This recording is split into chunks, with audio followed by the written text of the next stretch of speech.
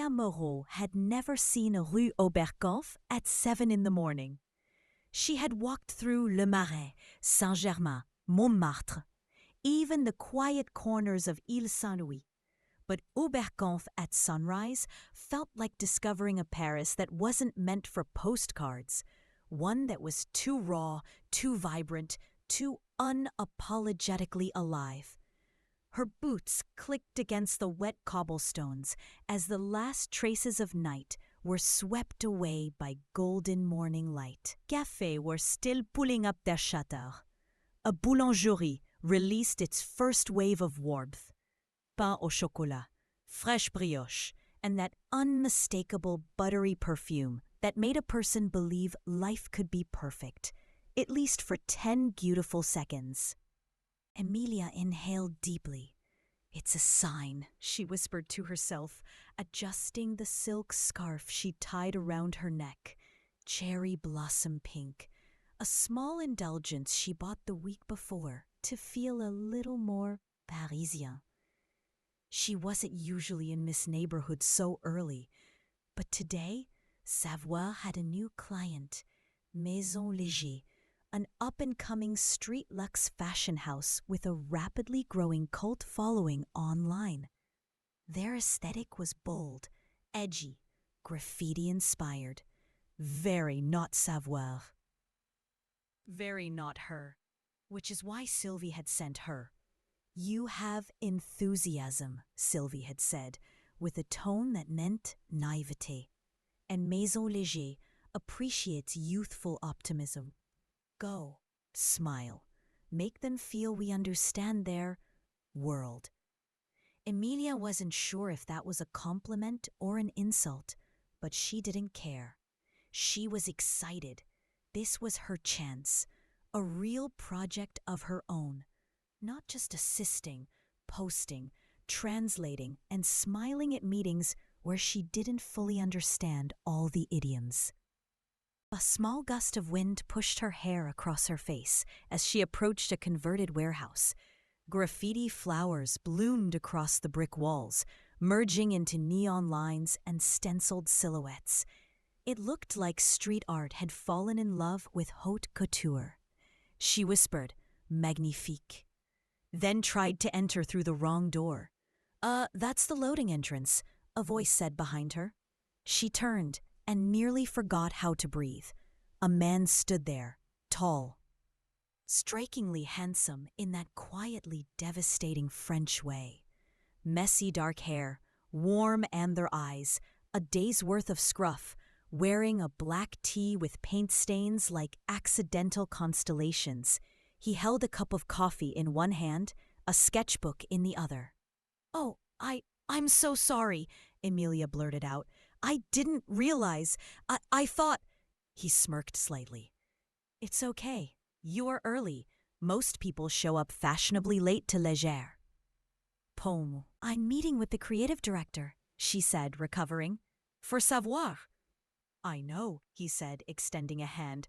"I'm Luc, head artist, street division." When their hands touched, he didn't shake. He held. Just for a second too long. Emilia felt warmth spread through her coat sleeves, straight to her ribs. "Nice to meet you," she said softly. He stepped back, opened the correct door for her, and nodded as she passed. "Bienvenue, Emilia."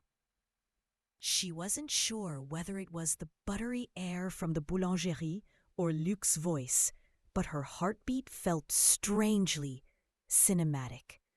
Inside, the warehouse buzzed with early creative energy.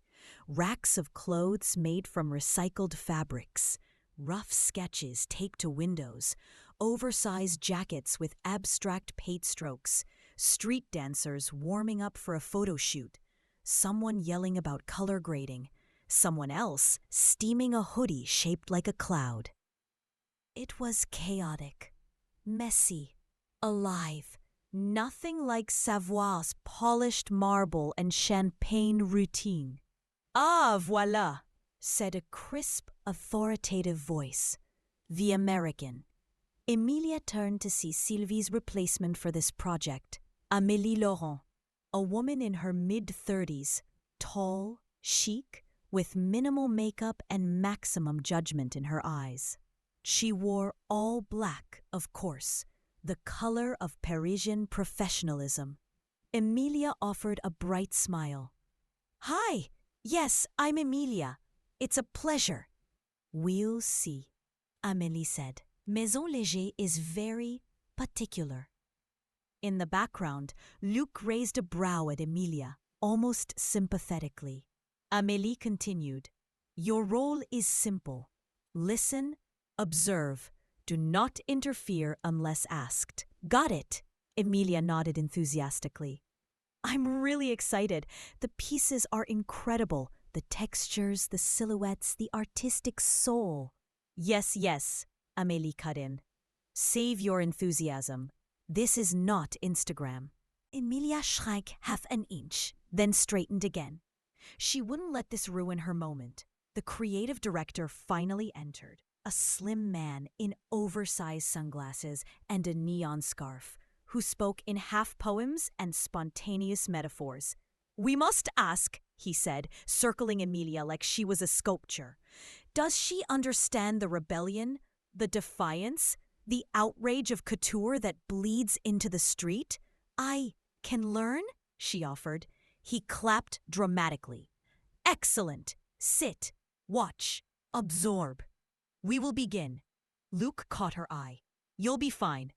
They only sacrifice interns on Fridays." She laughed, then realized he might be joking. Or not.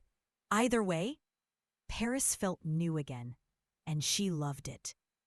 The meeting was unusual. The creative team sat on beanbags shaped like spray cans. The brand director stood on a skateboard to feel the kinetic flow. Someone played lo-fi beats on a portable speaker. The lighting changed every 10 minutes to maintain conceptual urgency. Emilia tried to take notes, but her pen kept pausing mid-sentence because she didn't understand half the references. Urban transcendence through wearable rebellion. Dystopian whimsy. Post-capitalist softness. At one point, the creative director turned to her. "And you, chère Emilia, what do you see when you look at Léger?" She froze. Everyone stared, even Luc. Emilia swallowed. "Well, I see..." She glanced at a jacket splattered with pink and gold. "I see someone who isn't afraid to be loud.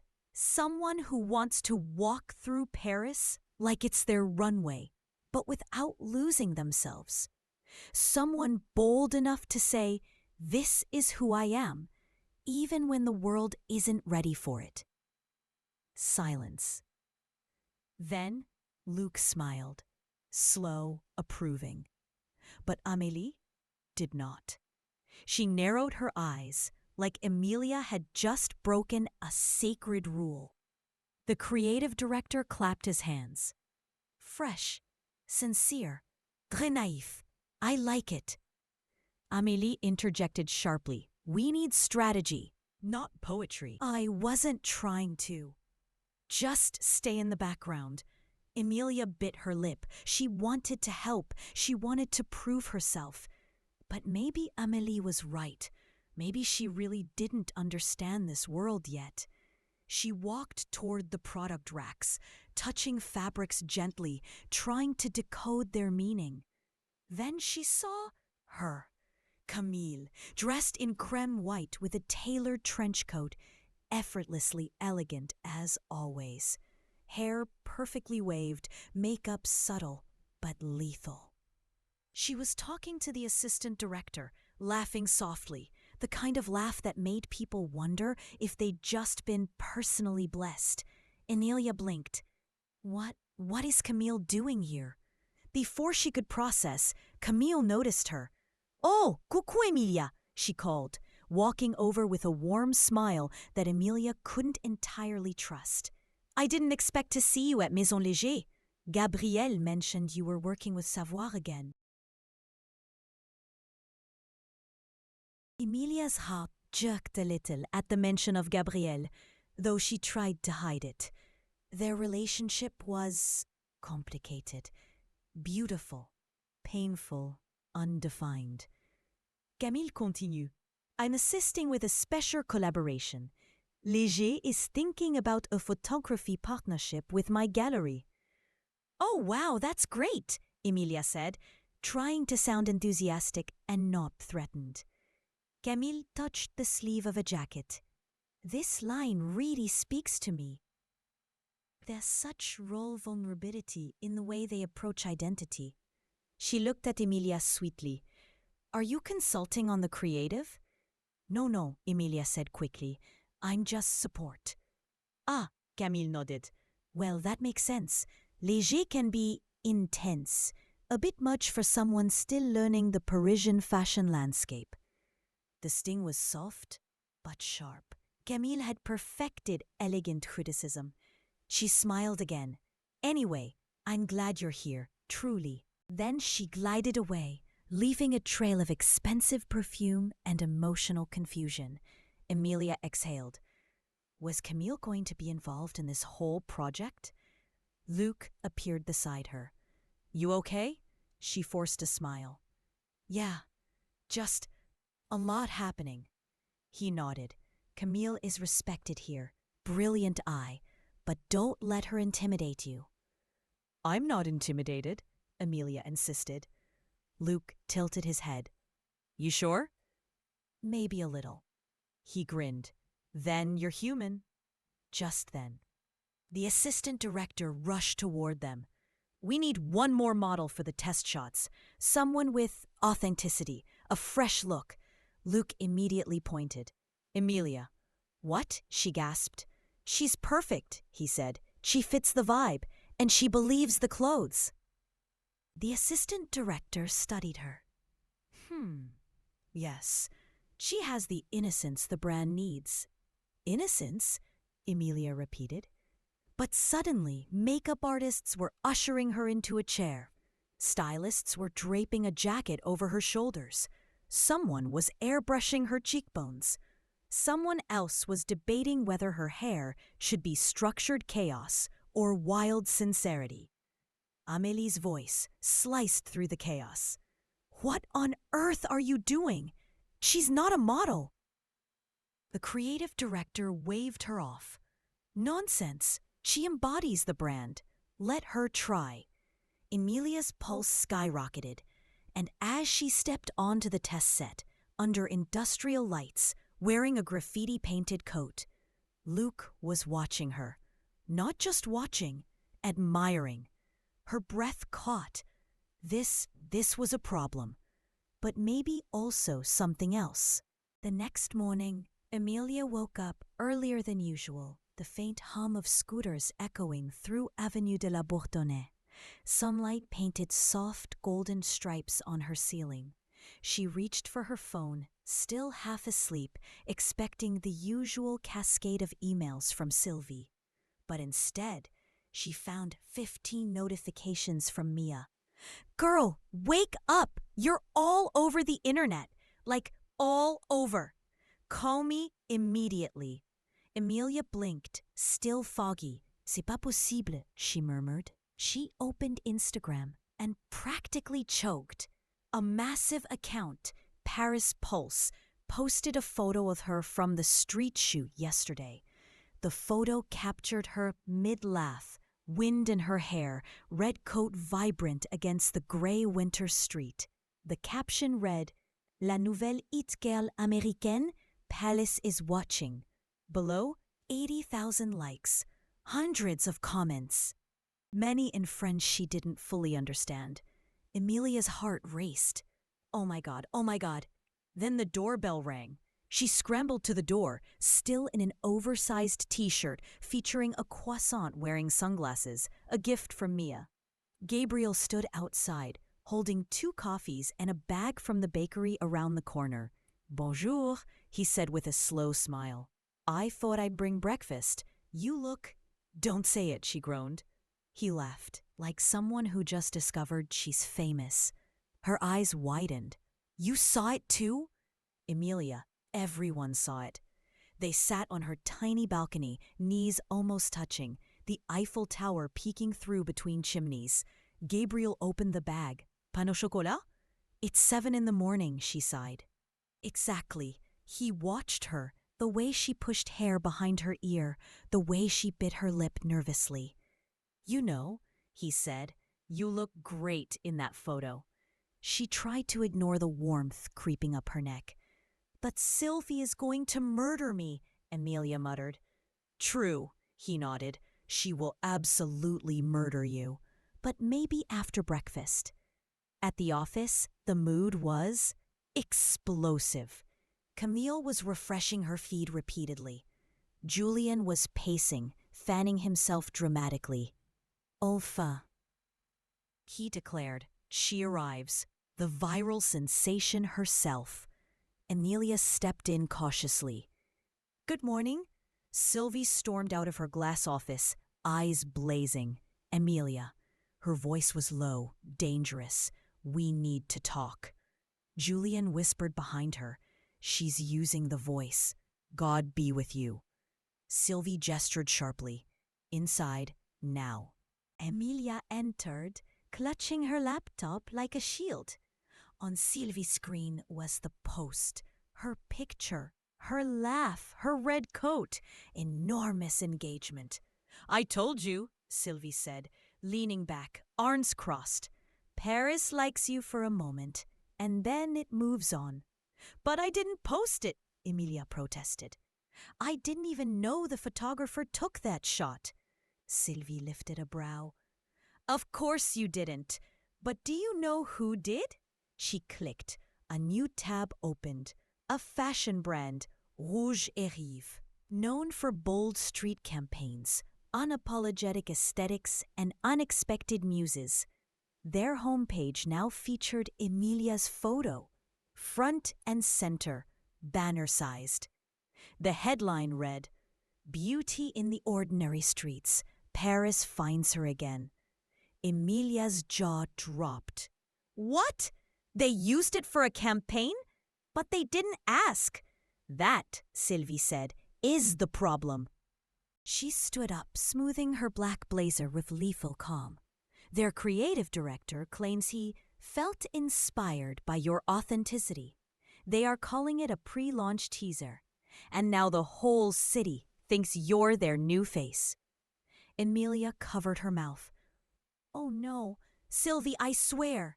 Don't swear. Fix. Fix what?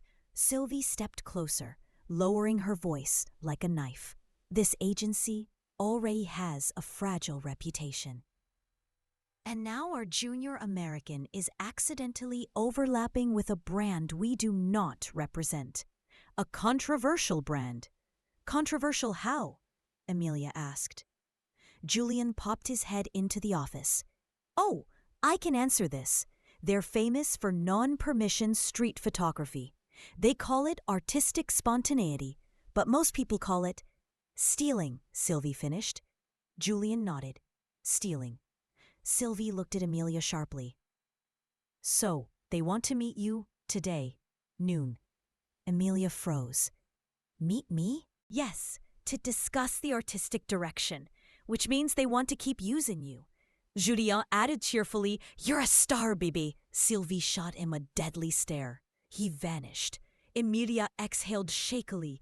What do you want me to do? Sylvie turned to the window, hands on her hips.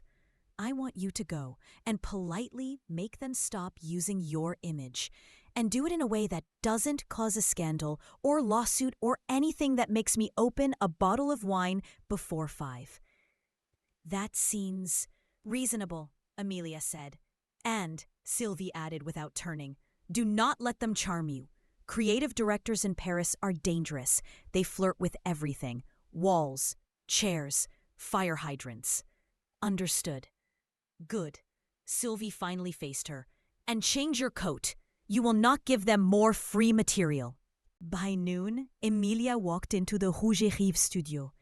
A rénové industriel loft in Belleville, filled de neon light, white brick walls, and assistants who looked like they stepped out of a magazine. A tall man with messy dark hair appeared from behind a rack of avant-garde jackets. Emilia, he exclaimed, pronouncing it Emilia, like a slow melody. You came. He extended a hand. I'm Luc Morel, creative director. He was handsome in a dangerous, artistic way. Paint on his fingers, rolled up sleeves, intense eyes that studied her like a painting. Hi, Emilia said cautiously. We need to talk. Oui, but first, he said, tilting his head, let me look at you. She blinked.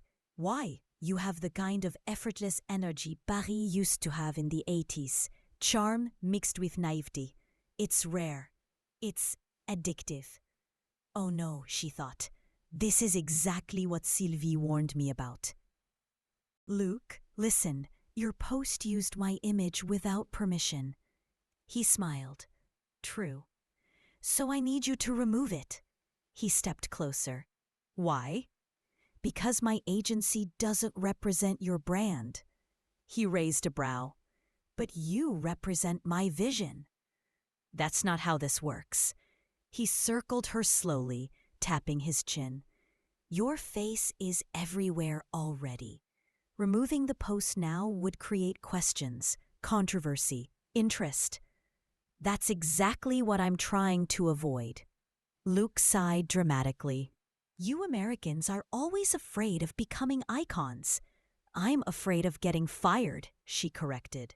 He stopped, finally serious. Then let me offer you something. He walked to a high table and slid a folder toward her. A contract, a real one. You become the official face of the new campaign. Properly, legally, with compensation, with creative say. Emilia's breath caught. But I'm not a model. Who cares? Luc smiled. You're a feeling. She opened the contract, hands trembling. Money, exposure, a signature away. He watched her, voice softening.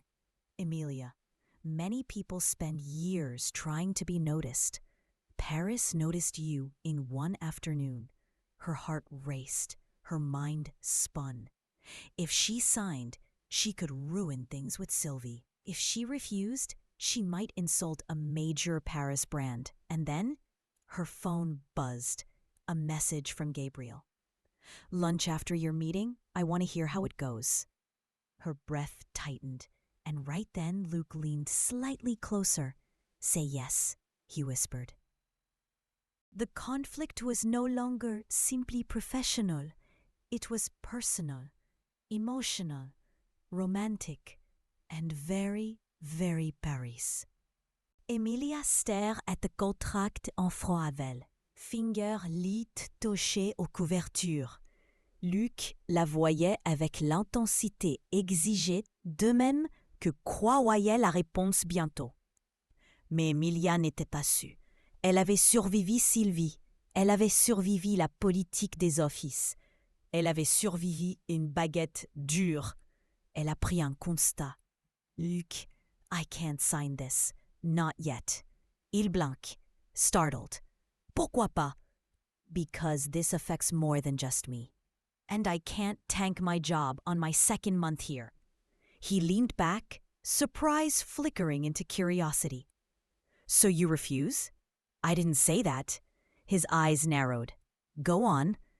Emilia clasped her hands behind her back, gathering courage from the deep breath of industrial artsy air. What if, she started, instead of removing the photo, we reframe it? Luc tilted his head. Reframe? Yes, we post a follow-up, a clarification, something that says the image was an unexpected artistic moment captured in the streets, but that the official campaign is still in development. So you keep the hype without using me as the face. Luc stared at her, then laughed. A sharp, delighted, chaotic laugh. You want me, he said, to slow burn the scandal? It's not a scandal. Everything is a scandal if one posts it correctly. She threw her hands up. Fine, then slow burn the attention without committing to something that could get me fired. Luke placed a hand on his chest, performing fake shock. Emilia, you want to be mysterious. I want to stay employed. He grinned. And you think this will work? She shrugged. Doesn't it? You keep the buzz. We keep things open. If my agency approves later, maybe there's room to collaborate properly. Luke tapped his cheek thoughtfully. It's bold, he said softly. It's messy. A beat. It's very Paris. He stepped forward and extended his hand. Deal. She shook it, relief washing through her body. And just like that, she had her first win. An hour later, as Emilia left the studio, her phone buzzed again. Gabriel. Still free for lunch? I'm at the little bistro next to the bookshop, the one you liked. Her heart fluttered, stupidly, predictably. Emilia. On my way. She practically skipped through Belleville's narrow streets, scarf fluttering behind her.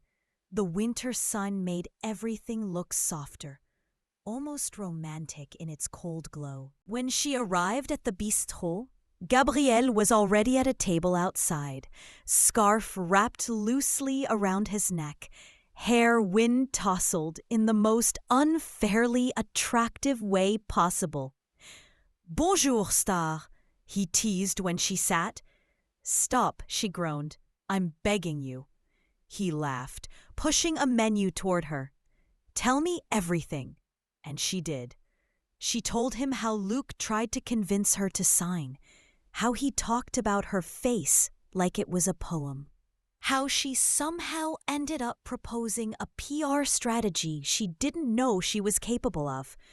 Gabriel listened carefully, brow lifting at the parts where Luke got too close, too charming.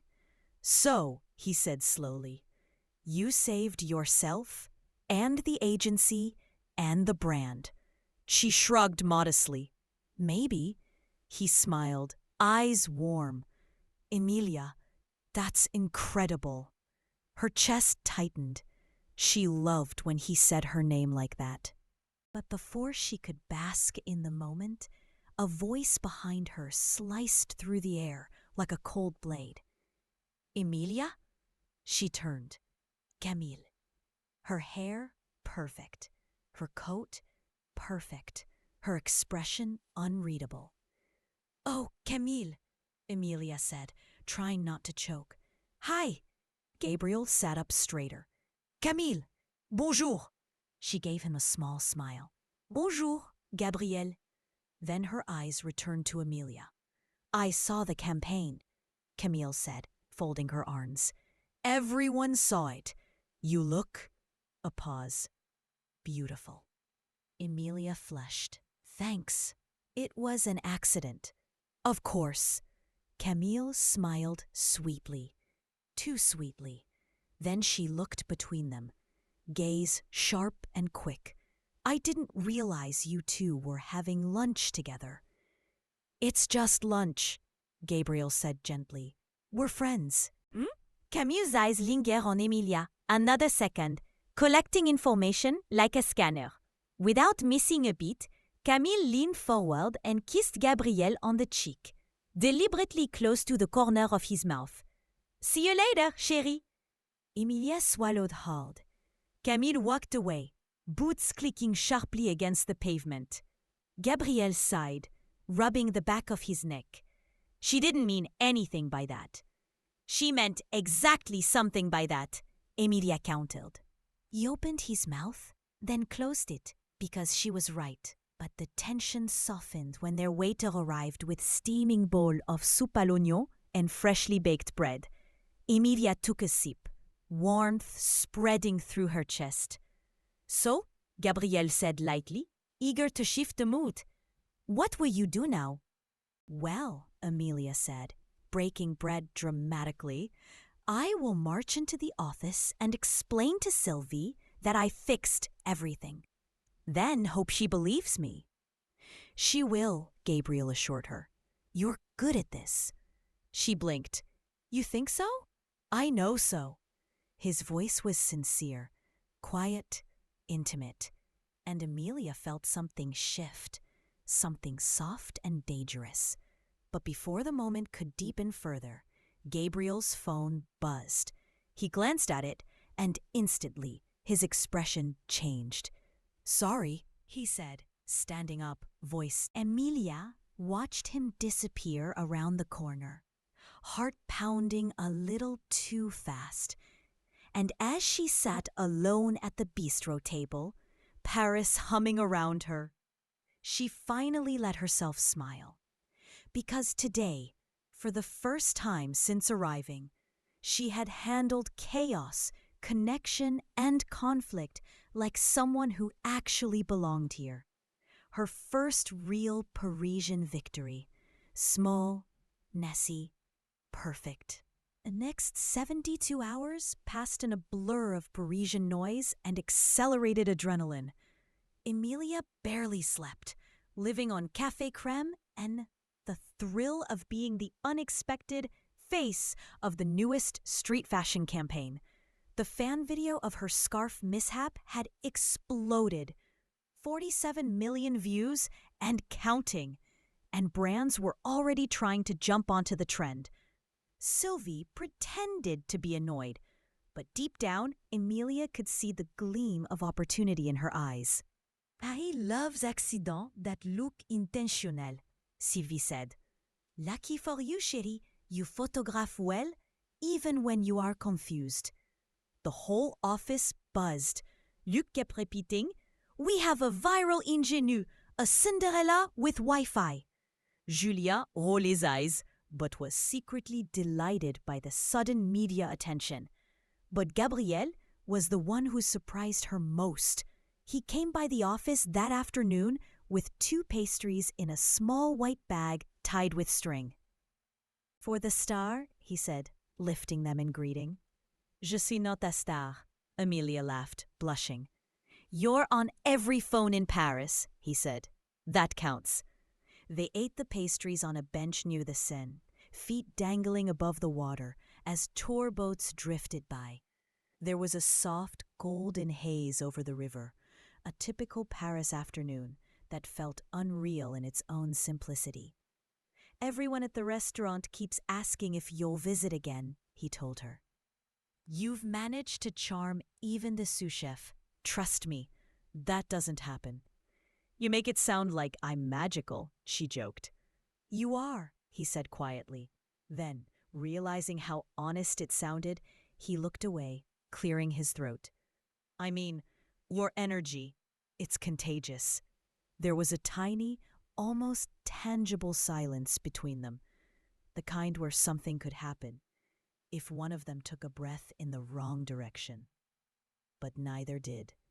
Instead, Gabriel reached into his coat and handed her a container. What's this? A midnight snack. You never eat enough. She opened it and exhaled.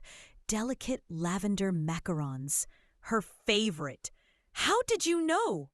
You mentioned them once, in passing, months ago. Something fluttered painfully inside her chest.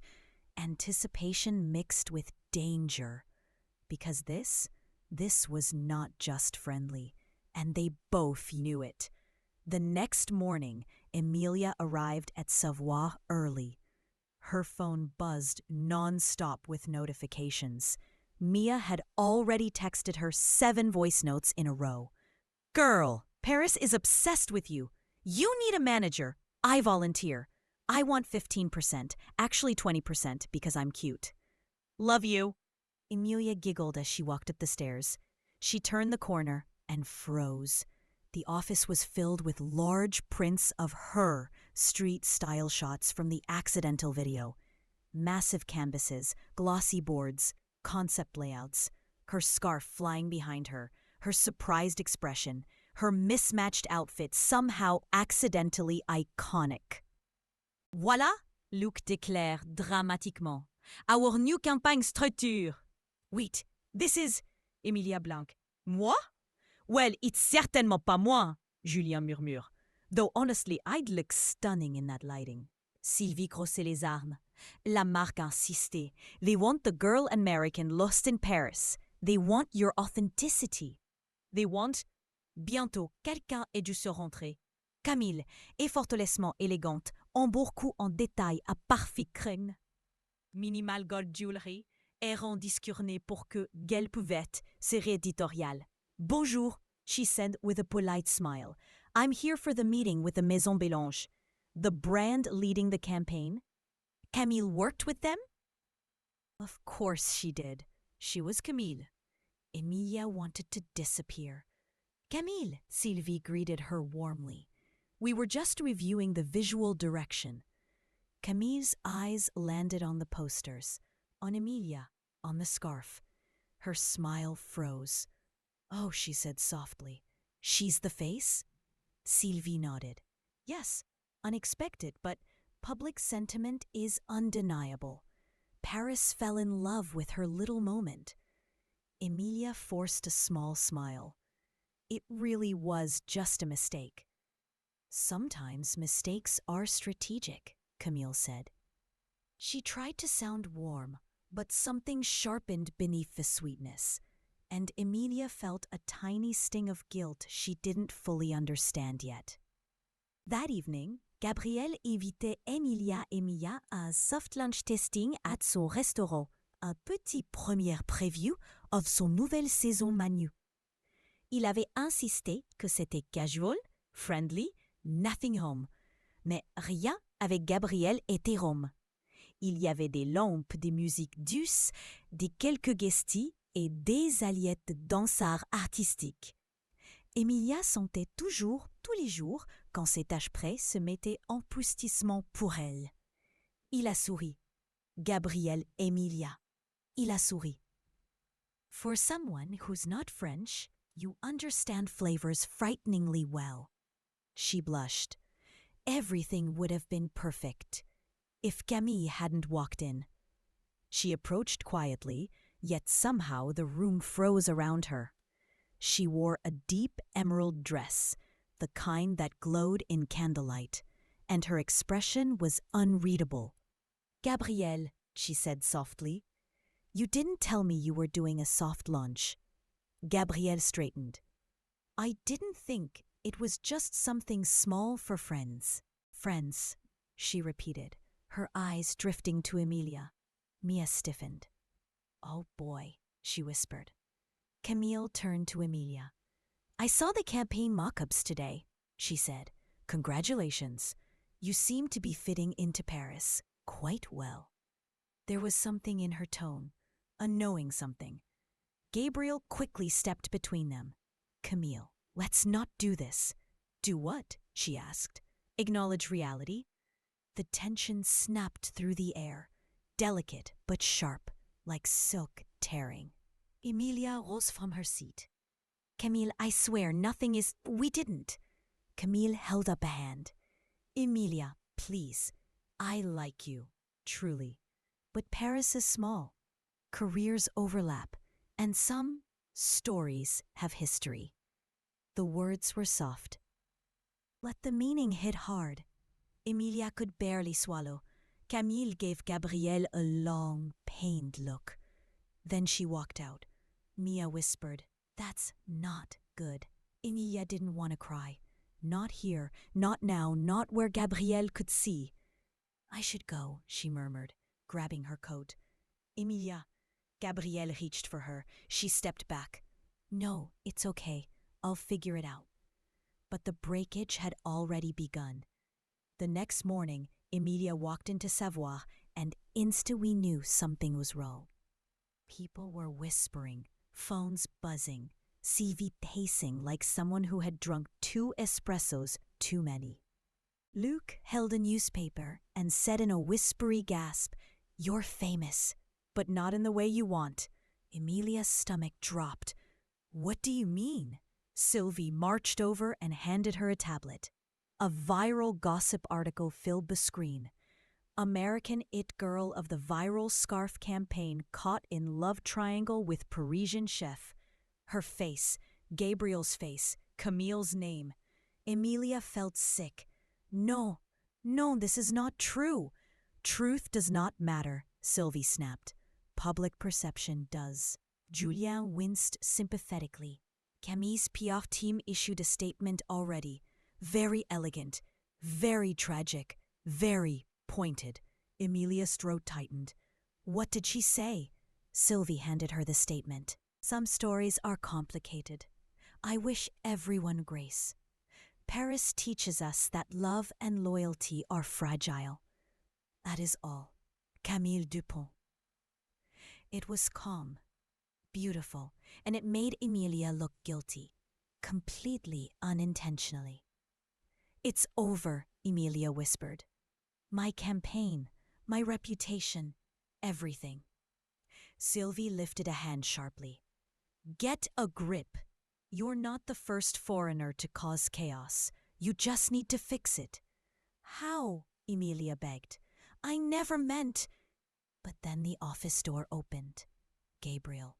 He looked distraught, disheveled, as if he hadn't slept. We need to talk, he said. Sylvie folded her arms. Outside, not in my office, and preferably not in public. Emilia followed him out into the hallway. Gabriel ran a hand through his hair. I'm so sorry. I didn't know Camille would talk to the press. I didn't know she was hurting this much. Emilia closed her eyes. This is my fault. No, he said firmly. It's mine. I should have been honest with her earlier. I should have handled everything differently. She swallowed. Gabriel, I can't afford a scandal. Not here. Not now. Not when I've just started to feel like I belong. He stepped closer. Emilia, But she shook her head. No, you don't get to make this harder. They stood there, barely a foot apart, the chemistry heavy and painful. I need space, she whispered. But, Gabriel, please. He stopped, nodded, and walked away. The rupture was complete.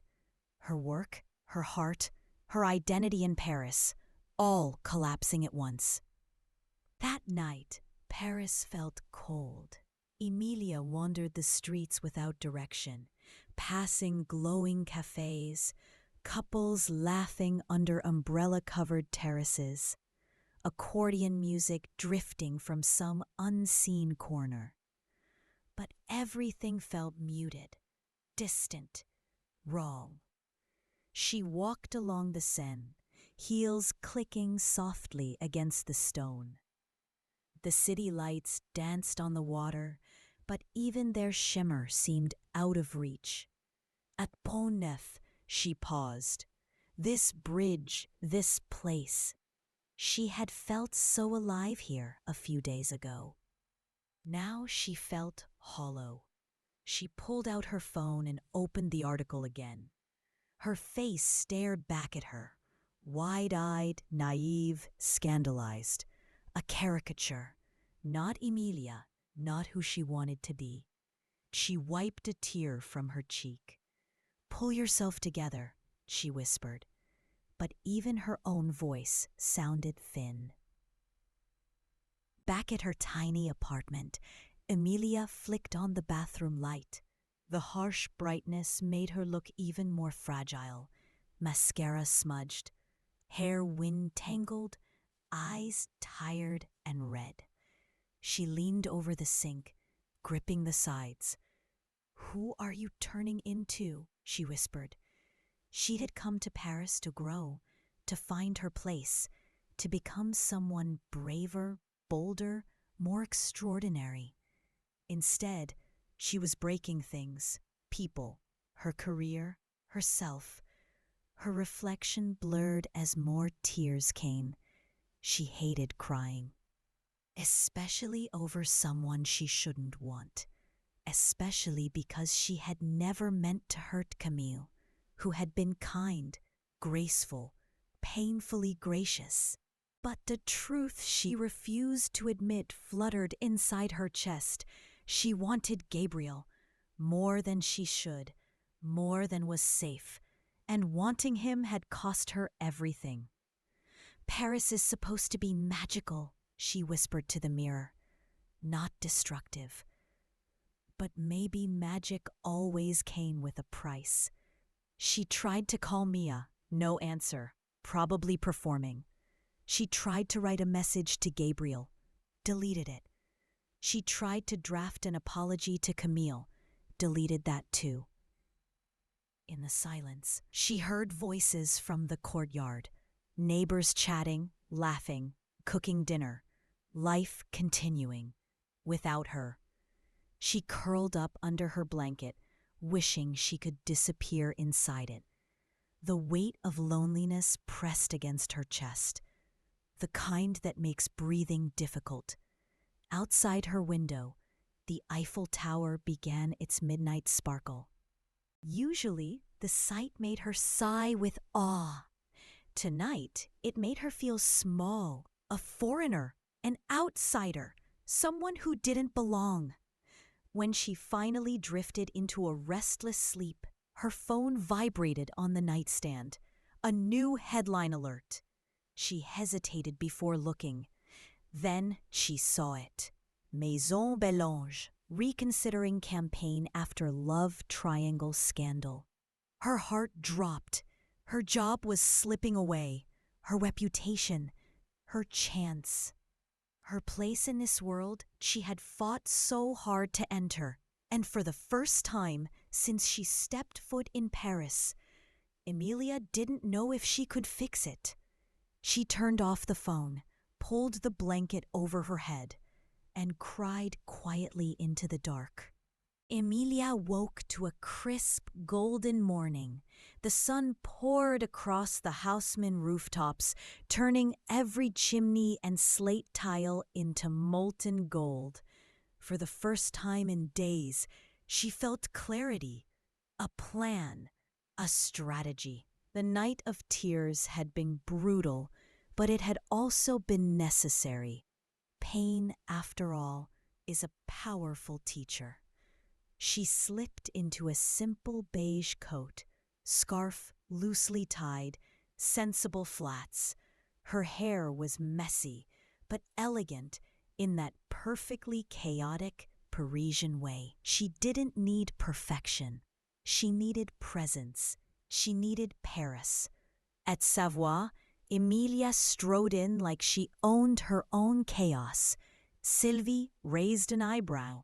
Luc smiled faintly, wary. "Morning, chérie," Sylvie said, arms crossed.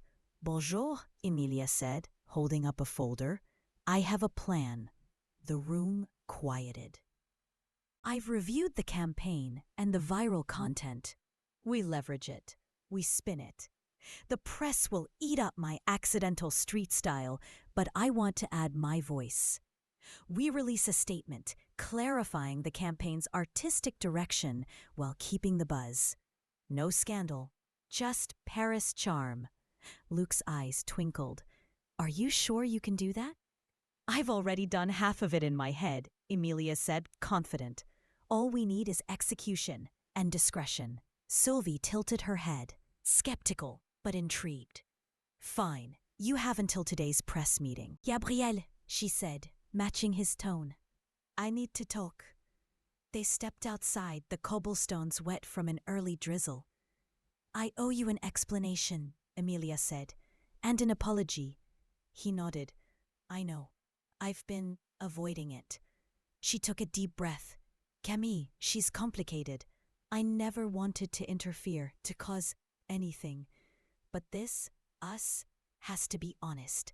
I can't keep hiding, and I can't pretend nothing happened." Gabriel's jaw tightened.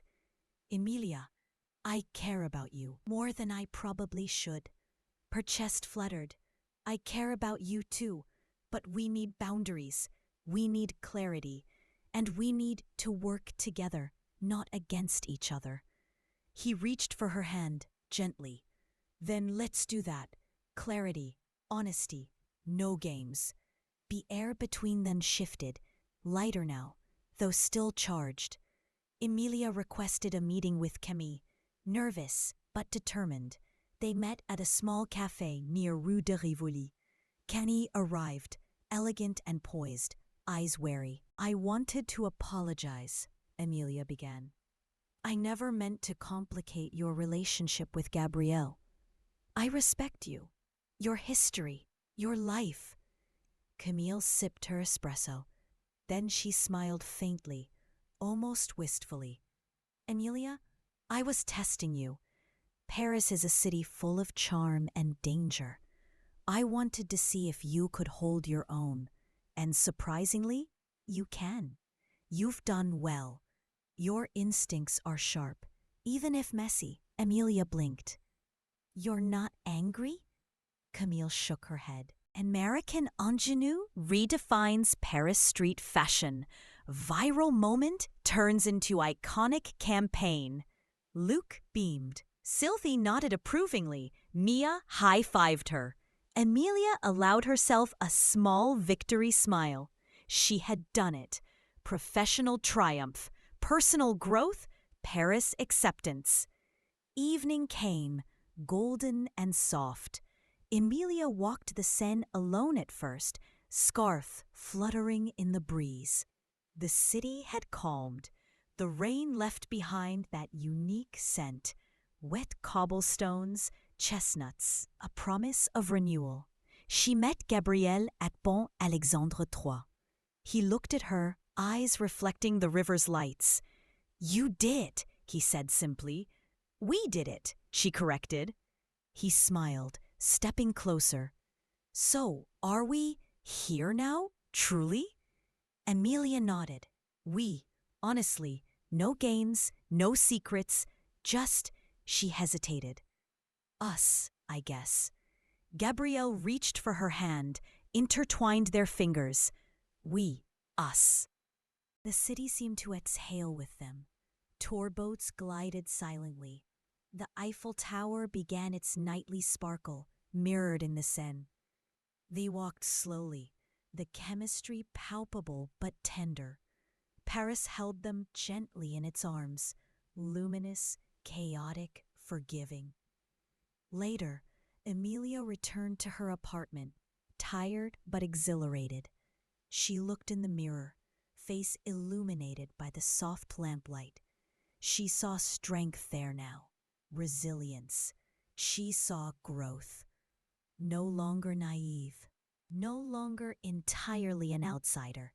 Paris had challenged her, tested her, broken her a little, only to allow her to rebuild stronger, smarter, braver. She smiled. The city outside her window twinkled. She could hear faint laughter from the street cafes, music drifting from somewhere distant, life moving forward. And so could she. Tomorrow would be busy, complicated, possibly messy, but she was ready, because for the first time, she truly belonged.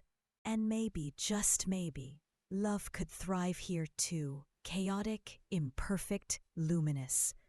Gabrielle stood outside her window, holding 2 cups of hot chocolate. She opened the window. Steam spiraled into the night. "To Paris," he said. "To us," she replied. They clinked mugs, laughing. The Eiffel Tower sparkled above, reminding them that even in a city of endless chaos, there was light, there was magic, there was possibility. And the story, like Paris itself, would always go on.